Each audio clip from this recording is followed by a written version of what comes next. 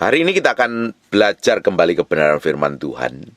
Kita mau belajar mengkoreksi hati kita sampai ke kedalaman batin kita, supaya kita ini memiliki karakter ilahi. Karena kita ini kebiasaan, kalau kita bikin pelanggaran, kita bikin kesalahan, kita bukan mau koreksi diri, tapi banyak kali, sering kali kita malah mencari kambing hitam, mencari pembenaran. Kalau kita selalu mencari pembenaran, membela diri terus, tidak mau mengkoreksi diri, kita tidak akan mengalami perubahan. Kalau kita ingin berubah terus menjadi serupa segambar dengan Tuhan, kita harus belajar mengkoreksi kedalaman batin kita. Ketika kita menghadapi persoalan, masalah, tekanan, atau apapun namanya, dibenturkan dengan orang lain, kita diperhadapkan dengan hal yang rasanya tidak enak di dalam hatimu, harusnya koreksi diri. Jangan selalu mencari pembenaran. Orang yang selalu mencari pembenaran akan sombong, akan merasa benar, merasa hebat, merasa bisa, merasa kudus, merasa suci, dan merasa benar sejagat raya, sehingga orang lain dianggap salah semuanya. Kalau kita ini sudah memiliki sikap hati seperti itu, artinya hati kita ini sudah nggak benar di hadapan Tuhan. Kita harus selalu mengkoreksi hati kita, mengkoreksi sampai kedalaman batin kita. Dari semua tindakan kita, keputusan kita, ini sudah sejalan dengan Tuhan apa tidak? Kalau kita ini nggak mau koreksi hati, kecenderungan kita akan menjadi orang yang sangat egois sekali. Kita akan lihat di Kejadian pasal yang ketiga, sejak manusia pertama, ketika dia bikin kesalahan, bukan langsung bertobat cari Tuhan, malah melarikan diri dari hadapan Tuhan. Kenapa? Karena kecenderungan hati manusia ini gak benar di hadapan Tuhan. Selalu menyalahkan yang lainnya, bukan sadar diri dan berubah bertobat, sehingga hidupnya semakin hari semakin baik. Kita akan lihat apa yang dilakukan oleh manusia pertama ini. Buka di Kejadian pasal yang ketiga, mulai ayat yang pertama. Adapun ular ialah yang paling cerdik dari segala binatang di darat yang dijadikan oleh Tuhan Allah. Ular itu berkata kepada perempuan itu, tentulah Allah berfirman, semua pohon dalam taman ini juga kamu makan buahnya, bukan? Lalu saut perempuan itu kepada ular itu, buah pohon-pohon dalam taman ini boleh kami makan. Tetapi tentang buah pohon yang ada di tengah taman, Allah berfirman, jangan makan ataupun raba buah itu, nanti kamu akan mati. Tetapi ular itu berkata kepada perempuan itu, sekali-kali kamu tidak akan mati. Tetapi Allah mengetahui bahwa pada waktu kamu memakannya, matamu akan terbuka dan kamu akan menjadi seperti Allah, tahu tentang yang baik dan yang jahat. Dengerin baik. Setan atau iblis atau roh-roh jahat atau yang sejenisnya selalu membuat kita bimbang dengan apa yang firman katakan. Selalu mempertanyakan kebenaran firman Tuhan, membuat kita bimbang. Ketika kita kita bimbang, kita akhirnya melakukan pelanggaran di hadapan Tuhan. Hati-hati dengan semua pertimbangan dalam pikiranmu. Kalau itu nggak sesuai dengan kebenaran firman Tuhan, atau selalu mempertanyakan firman Tuhan, meski dicek. Kalau tidak, engkau akan terjerumus pada banyak pelanggaran yang akan kamu lakukan. Ujungnya apa? Hidup dalam dosa. Nah, Adam, manusia pertama ini, iblis selalu mempertanyakan, sehingga dia mengalami keraguan-raguan, dan ujungnya apa? Tetapi Allah mengetahui, ayat yang kelima, bahwa pada waktu kamu memakannya, matamu akan terbuka dan kamu akan menjadi seperti Allah, tahu tentang yang baik dan yang jahat. Selalu melemparkan pertanyaan dan akhirnya memberi kesimpulan sendiri. Ujungnya manusia itu tertipu. Di ayat yang ke-6-nya, perempuan itu melihat bahwa buah pohon itu baik untuk dimakan dan sedap kelihatannya, lagi pula pohon itu menarik hati karena memberi pengertian. Selalu berpikir dengan cara pikirnya sendiri, dan ujungnya terjebak di dalam dosa. Manusia ini harus selaras sepikir dengan firman. Kalau nggak selaras sepikir dengan firman, ujungnya menarik kesimpulan sendiri, ujungnya mengambil keputusan dan berbuat dosa. Dengerin baik-baik.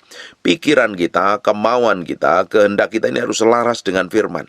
Harus selaras dengan firman.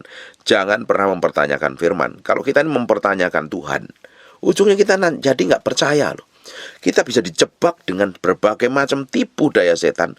Ujungnya membuat kita mempertanyakan tentang firman dan kebenaran.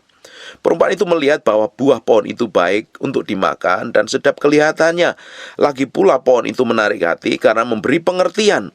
Lalu ia mengambil dari buahnya dan dimakannya dan diberikannya juga kepada suaminya yang bersama-sama dengan dia. Dan suaminya pun memakannya. Nah, si ular tua ini, si iblis ini ngomong sama perempuan. Nggak tahunya ada laki-lakinya di sampingnya. Lakinya di sampingnya, ternyata lakinya hanya diam saja. Dan ternyata ketika perempuan itu makan, dan akhirnya diberikan kepada suaminya, suaminya pun ikut memakan. Ayat yang ke-7, maka terbukalah mata mereka berdua, dan mereka tahu bahwa mereka telanjang. Lalu mereka menyematkan daun pohon ara dan membuat cawat. Apakah dulunya dia pakai baju? Dulunya tidak pakai baju, dia pakai tubuh kemuliaan. Tubuh kemuliaan nggak perlu pakai baju lagi. Tapi setelah dia jatuh di dalam dosa, dia baru sadar, aku telanjang, aku berdosa. Dengerin baik-baik. Pertama, laki-laki harus ngerti kebenaran firman Tuhan dan bisa ngambil keputusan. Harusnya ketika iblis sudah mulai ngomong banyak menyesatkan istrinya, Hawa, pada waktu itu harusnya laki-lakinya ngomong, ini tidak benar. Tapi ternyata laki-lakinya diam saja. Kalau laki-laki itu nggak punya otoritas, nggak punya kuasa, nggak jadi imam yang tepat di dalam keluarga, nanti banyak bikin kesalahan dalam keluargamu. Ketika istrimu bikin kesalahan, kamu biarin aja. Ujungnya apa? Terjebak di dalam dosa. Seorang suami harus hidup takut akan Tuhan. Bisa ngambil keputusan yang benar di hadapan Tuhan. Tidak jadi suami yang nggak ngerti kebenaran. Tapi masalahnya banyak laki-laki nggak mau hidup dalam kebenaran. Itu yang membuat keluargamu akan babak belur nanti. Banyak ditipu setan. Kalau suami nggak bisa hidup benar, nggak hidup takut akan Tuhan, anakmu akan banyak ditipu setan, istrimu banyak ditipu setan. Tapi puji Tuhan sekarang ini banyak istri-istri yang hidupnya takut akan Tuhan, sehingga menjadi penolong yang setia, bukan menjerumuskan. Tapi manusia pertama ini menjerumuskan suaminya untuk melakukan dosa. Yang kedua, setelah dia hidup dalam dosa, dia jatuh dalam dosa, telanjang. Setelah engkau memilih untuk melakukan dosa, kamu telanjang di hadapan Tuhan. Artinya kamu tidak punya perlindungan lagi, jatuh di dalam dosa. Ketika kita melakukan dosa dan pelanggaran apapun namanya, mau dosa besar, dosa kecil, dosa adalah dosa, ujung dari dosa adalah maut, membinasakan. Makanya perlu bertobat. Kalau Bapak Ibu hari ini bikin kesalahan dan dosa, bertobat, balik sama Tuhan. Masih ada kesempatan, kasih setianya, karunia-Nya Tuhan masih tersedia. Ketika kita datang mengaku dosa, 1 Yohanes 1 ayat 9, dia mengampuni dosa kita.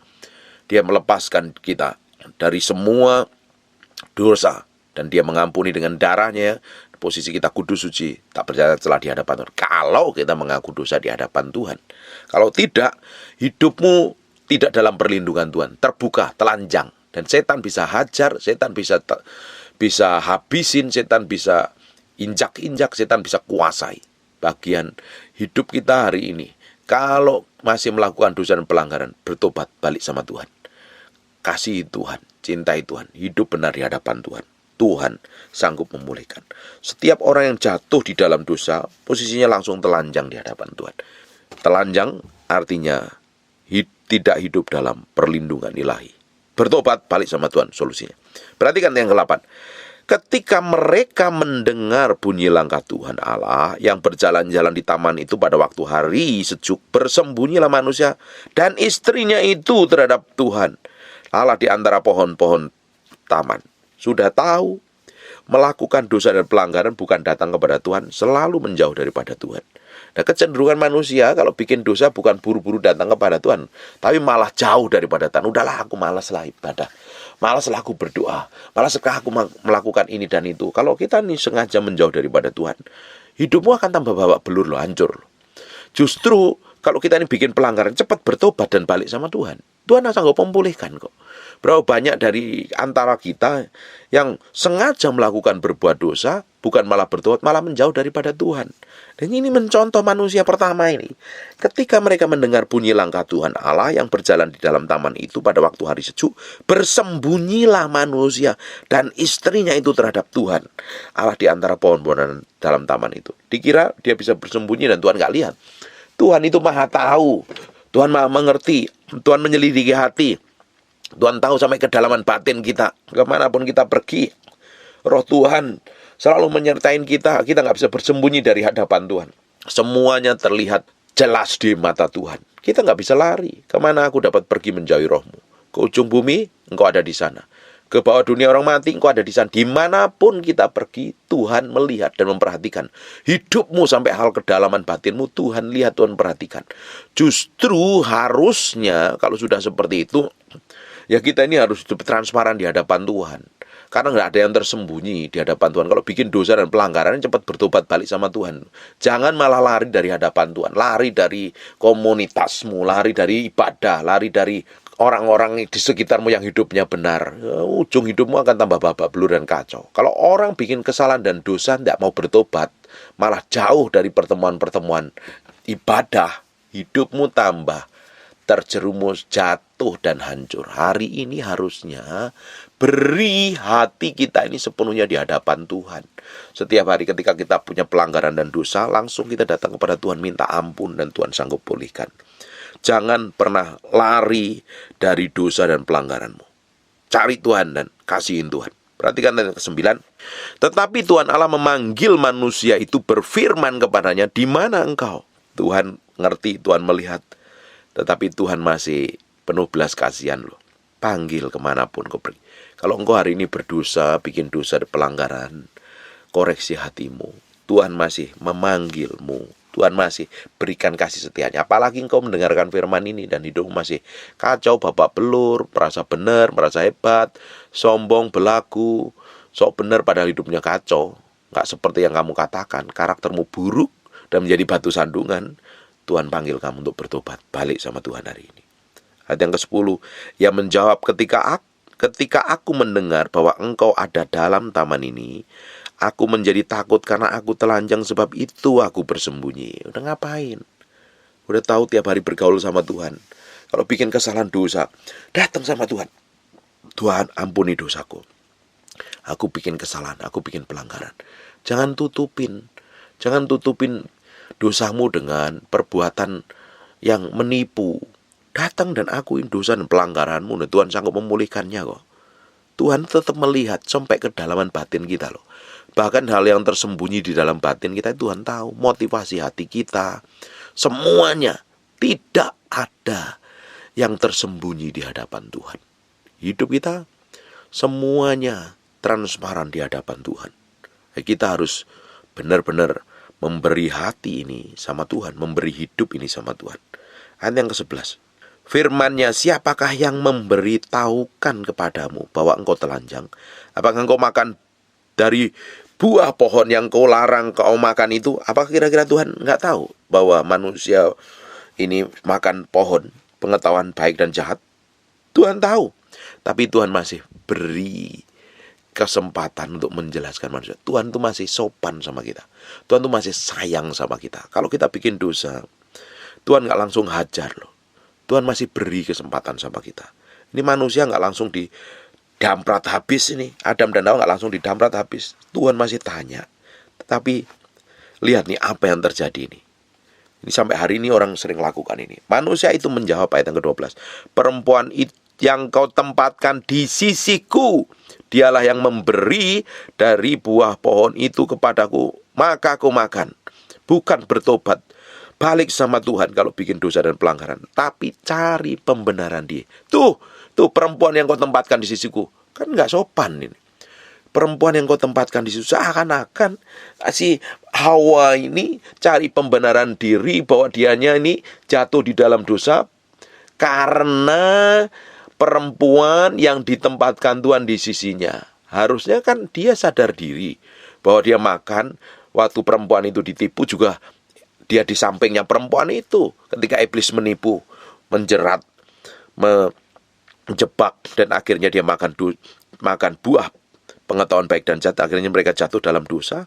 Tetapi gak sadar diri, tetap cari pembenaran diri, merasa benar, merasa gak salah, Manusia itu kan kecenderungan begitu. Kalau kita ini udah bikin dosa dan pelanggaran, ketika ditegur dan dinasihatin, bukan bertobat, tapi cari pembenaran lu gara-gara dia, gara-gara si A, gara-gara si B. Selalu nuduh, cari pembenaran diri. Kalau kita selalu cari pembenaran diri, hidupmu nggak akan benar lo di hadapan Tuhan. Tambah kacau, tambah ruwet, tambah berantakan lo. Justru kita ini harus menyerah penuh di hadapan Tuhan.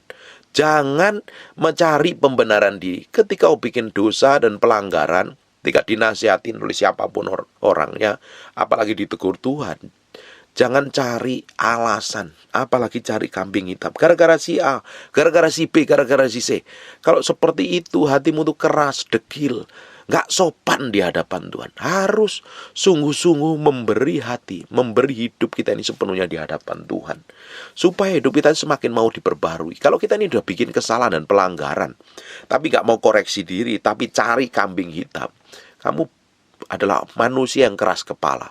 Orang yang keras kepala, orang yang model kayak begini ini, susah dipulihkan, susah dibentuk. Dan bagaimana mungkin kalau kita ini susah dibentuk, susah dipulihkan, dan Tuhan mau pakai hidup kita menjadi kepanjangan tangannya. Begitu juga dengan wanitanya. Lihat nih, ayat yang ke-13. Kemudian berfirmanlah Tuhan Allah kepada perempuan itu, apa yang telah kau perbuat ini? Jawab perempuan itu, ular itu yang memberdayakan aku, maka ku makan. Selalu cari kambing hitam. Manusia selalu cari pembenaran diri. Hari ini, kalau engkau sedang ditegur, dinasihatin, dengar firman ini, jangan cari kambing hitam. Koreksi hatimu, berubah. Kalau kita nggak mau berubah, kita masih mengeraskan hati, ujung hidupmu tidak akan mencapai destinasi ilahi. Ujung hidupmu engkau nggak akan menikmati banyak hal yang Tuhan siapkan. Hari ini kita harus memberi hati kita ini sepenuhnya di hadapan Tuhan. Kalau ditegur, dinasihatin, diperingatkan oleh firman Tuhan, oleh hamba Tuhan, oleh teman-teman, oleh istri, oleh pasangan hidupmu, bertobat. Simpel bertobat. Apa susahnya sih bertobat?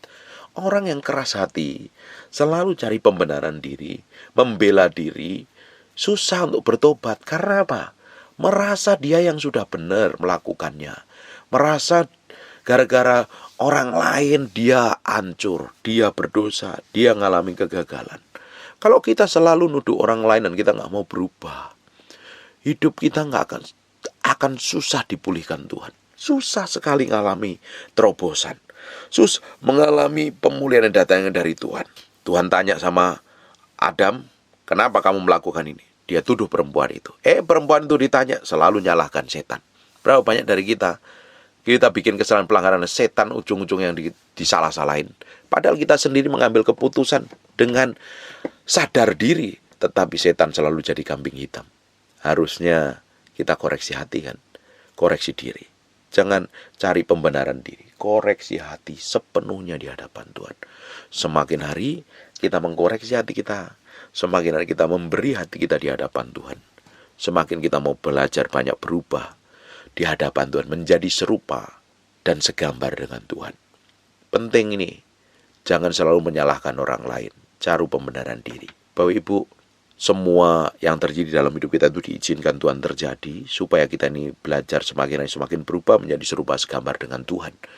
Tujuan dari semua persoalan masalah yang kita hadapi, sekalipun iblis merancangkan seluruh kejahatan untuk menjebak kita, menghancurkan kita, tetapi Tuhan punya tujuan, yaitu merubah rancangan setan menjadi rancangan penuh kebaikan, yang akan membawa kepada hidup penuh kelimpahan anugerah dan kasih setia Tuhan.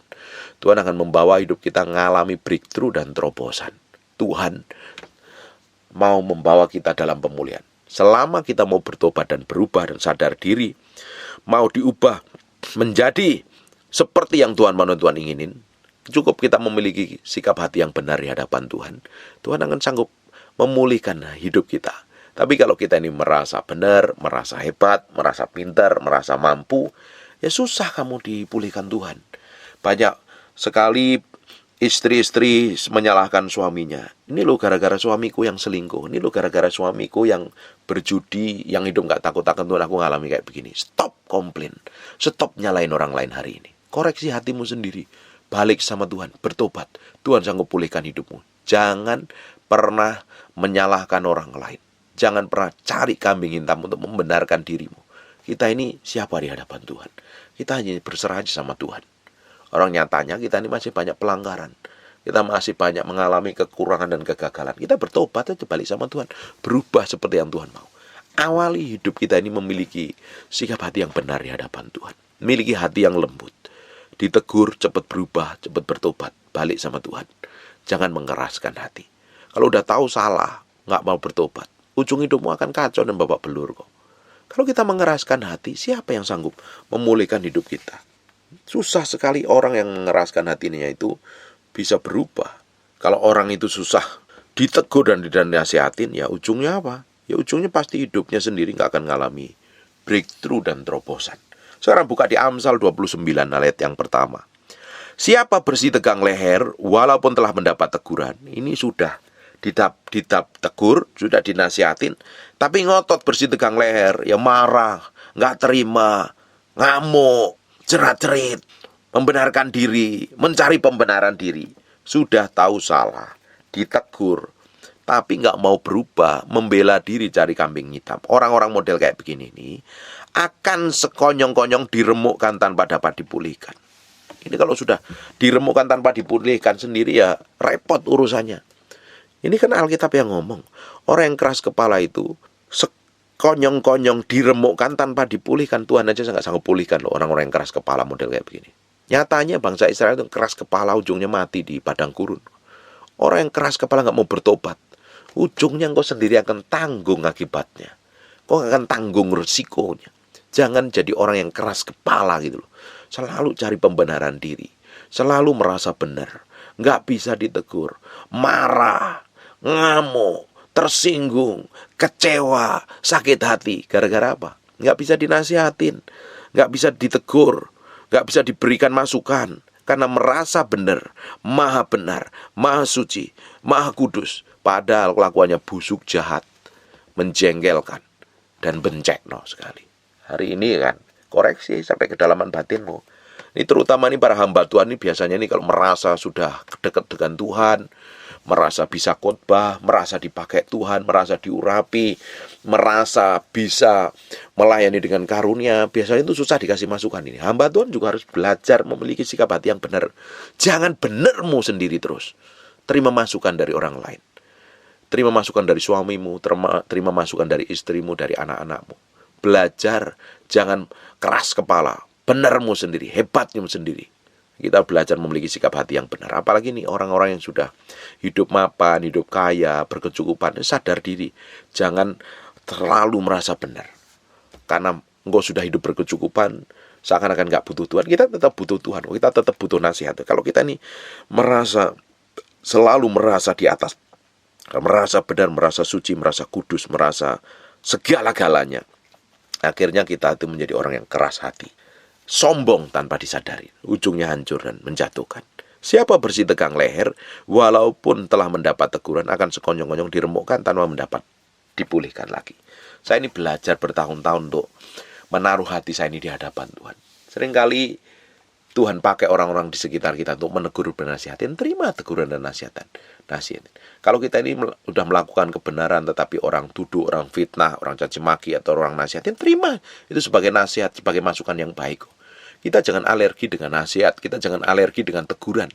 Itu seperti warning dalam hidup kita untuk menjaga hati kita supaya kita tidak sombong.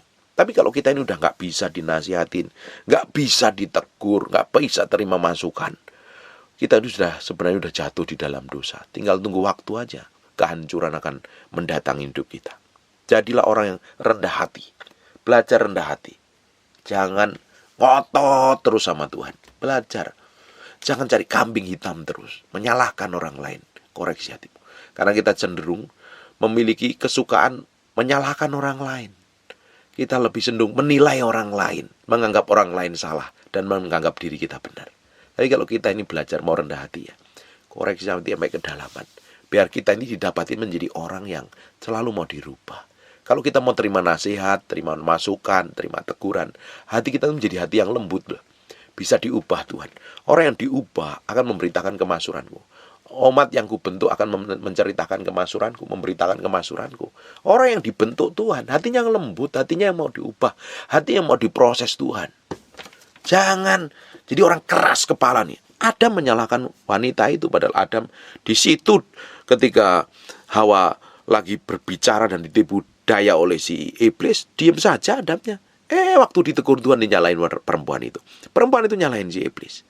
Kecenderungan manusia yang pertama ini, manusia pertama ini juga ada dalam manusia di akhir zaman ini. Suka nyalain orang lain, nyalain istri, nyalain suami, nyalain anak. Padahal yang bikin kesalahan dirinya sendiri. Nggak mau bertobat, nggak mau balik sama Tuhan. Saya berdoa bahwa Ibu, mulai hari ini kita memiliki sikap hati yang benar, hati yang lembut, hati yang mau diubah, hati yang mau dipulihkan Tuhan. Jadi kalau engkau keras kepala terus, Tuhan pun juga susah memulihkan hidupmu. Karena siapa bersih tegang leher, walaupun telah mendapat teguran, akan sekonyong-konyong diremukkan tanpa dapat dipulihkan. Tanpa dapat dipulihkan. Tidak bisa dipulihkan artinya. Kok bisa nggak dipulihkan? Karena gampang ngelawan. Merasa benar sendiri. Suka berantem, suka gegeran. Merasa hebat sendiri. Nggak bisa terima masukan. Nggak bisa terima teguran. Gampang tersinggung, gampang marah. Orang model kayak begini mengerikan sekali. Apalagi kalau engkau punya pasangan model kayak begini, kamu akan tertekan. Hidup nggak akan mengalami surga di muka bumi ini. Akan menikmati neraka. Orang yang gampang bersih tegang leher, nggak bisa ditegur, nggak bisa dinasihatin. Dia adalah orang yang angkuh dan sombong. Berteman dengan siapapun juga selalu bikin trouble, selalu bikin masalah. Karena dia merasa benar dan orang lain salah semua. Koreksi hatimu hari ini. Jangan buru-buru menyalahkan orang lain. Kalau dapat teguran, dapat nasihat, sedang diproses Tuhan, sedang alami peremukan yang datangnya dari Tuhan, jangan nyalain orang lain. Koreksi hati kita, ubah hidup kita, supaya didapati menjadi orang yang berkenan di hadapan Tuhan. Didapati menjadi orang yang menyenangkan hati Tuhan.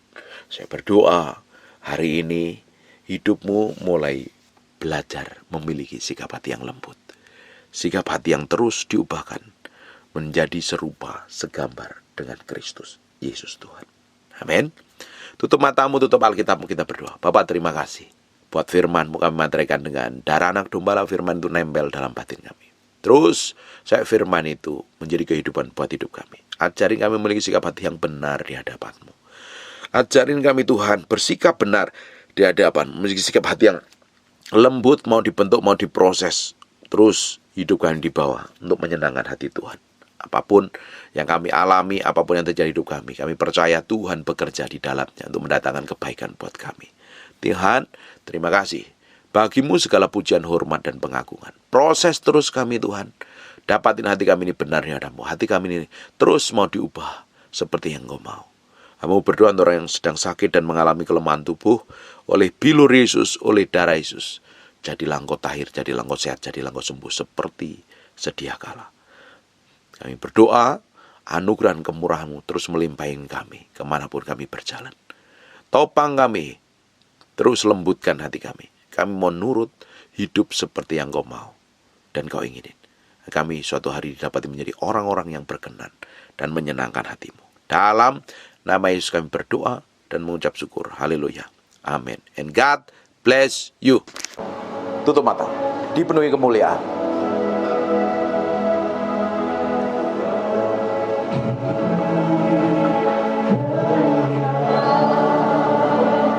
Ralabakahana masikini minderebetebek.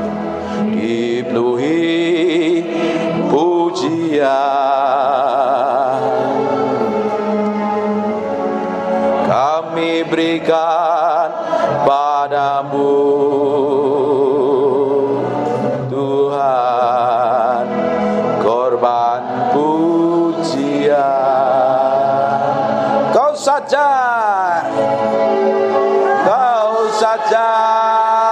yang suci, Kau saja yang layak,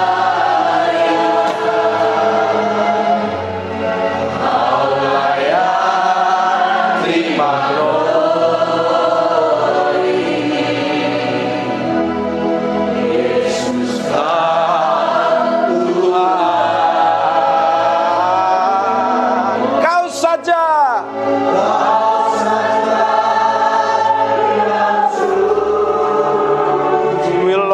we praise you, we adore you.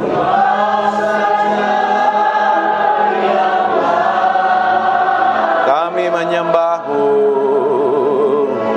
kau layak terima glory,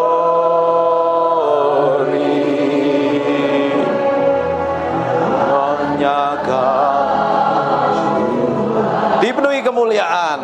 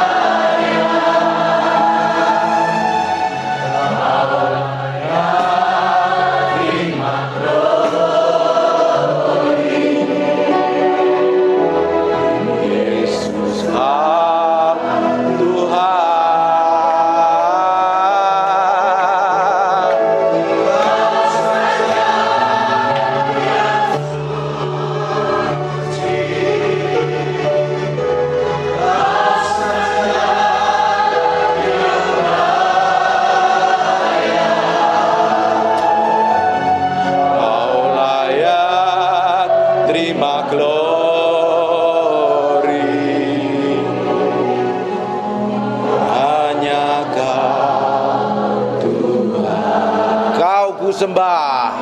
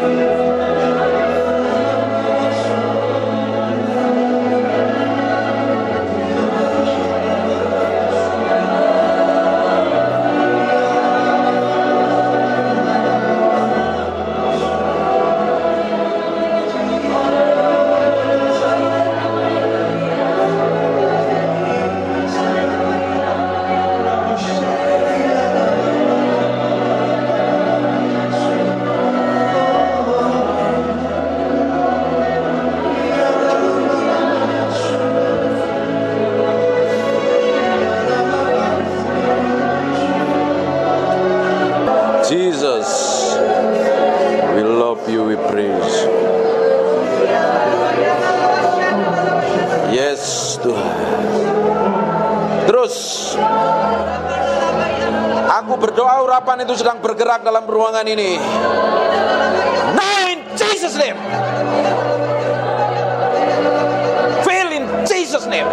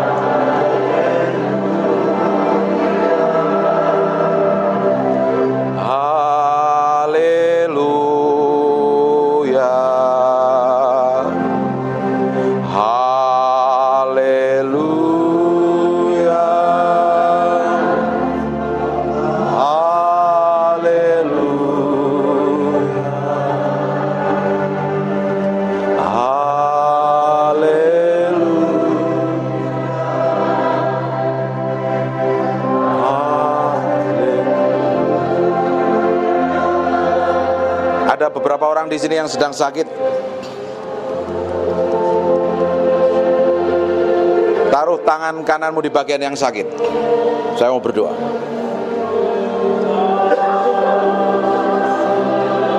Aku berdoa biar urapan kesembuhan ini sedang turun. Bagi beberapa orang yang sedang sakit di bagian sakit, aku perintahkan sakit penyakit pergi dalam nama Yesus. Go! Jesus name. Tuhan, aku berdoa, setiap orang dalam ruangan ini mengalami hadirat-Mu, mengalami perjumpaan pribadi dengan Kau. Refresh in Jesus name. Dalam nama Yesus Kristus Tuhan. Dalam nama Yesus Kristus Tuhan. Dalam nama Yesus. Terima kasih buat hadirat-Mu. Terima kasih buat kuasa-Mu. Kami hormati Engkau. Kami mau beri yang terbaik buat-Mu. Ku beri kemuliaan.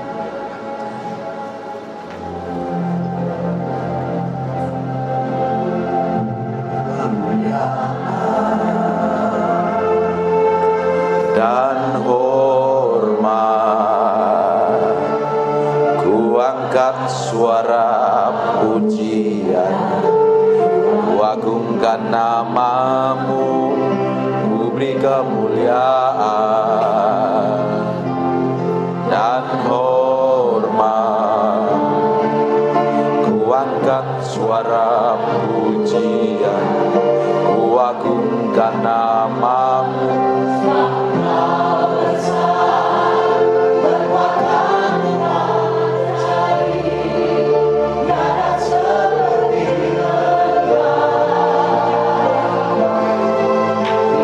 Seperti Engkau, sebab Kau besar, perbuatan-Mu ajaib, tiada seperti Engkau.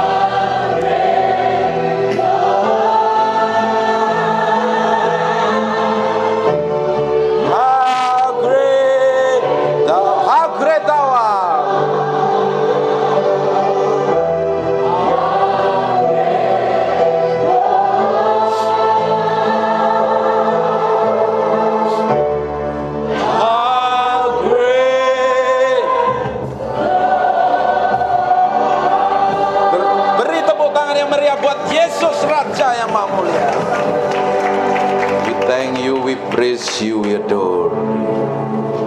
Makasih Tuhan. Urapi kami semuanya yang mau belajar firman-Mu. Berikan roh hikmat, wahyu dan pengertian, buat kami bisa ngerti isi hati-Mu. Dalam nama Yesus, semua yang diberkati Tuhan katakan amin. Silakan.